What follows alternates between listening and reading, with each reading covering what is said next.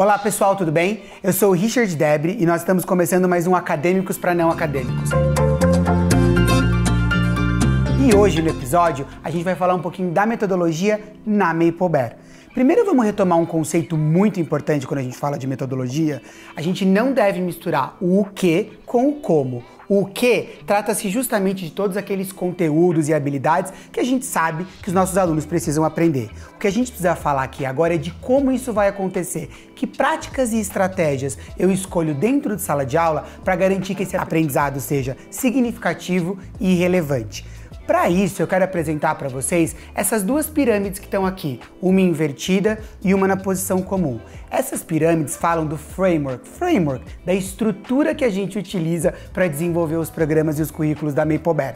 Esse framework é chamado de Gradual Release of Responsibility. Gradual Release of Responsibility nada mais é do que liberação gradual de responsabilidade. E para explicar, quero fazer um exemplo com vocês do que acontece dentro de casa, dentro da família. Porque a gente sabe o quanto os nossos filhos, o quanto os alunos aprendem com a gente. Primeiro vamos entender essa pirâmide assim, eu tenho a responsabilidade do professor e a responsabilidade do aluno.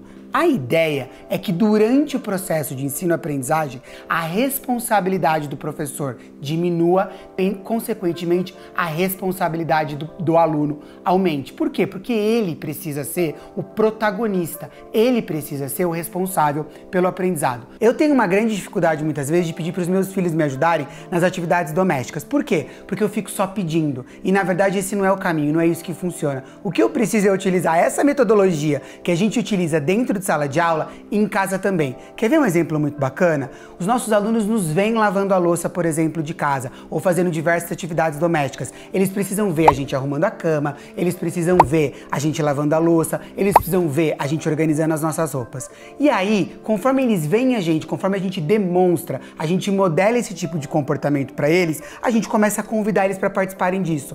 E quando eu convido, eu tô saindo aqui da modelagem e tô indo pro que a gente chama de compartilhado. Eu começo a fazer junto. Então eles arrumam a cama comigo, eles lavam a louça comigo, eles guardam as coisas no armário comigo. E aí essa prática ela passa a ser compartilhada e guiada. Por quê? Porque ao final eu começo a construir um comportamento e um aprendizado independente. Depois de fazer sozinho, depois de fazer junto com eles, eles começam também a fazer de forma independente. Então eles passam a cuidar dessas tarefas porque eu modelei, porque eu compartilhei e guiei o aprendizado.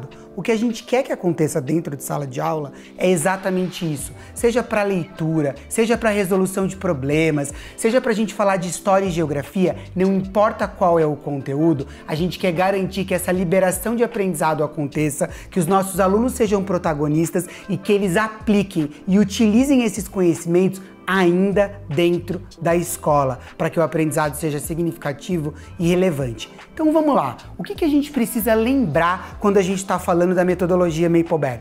A gente precisa lembrar que essa metodologia, ela é de fato pautada na liberação gradual de responsabilidade, que o professor tem sim uma grande responsabilidade de demonstrar e modelar, mas que ao longo do percurso e da jornada, a responsabilidade principal é do aluno, para que ele seja protagonista, para que ele possa experimentar, investigar e para que ele seja o centro de todo o processo.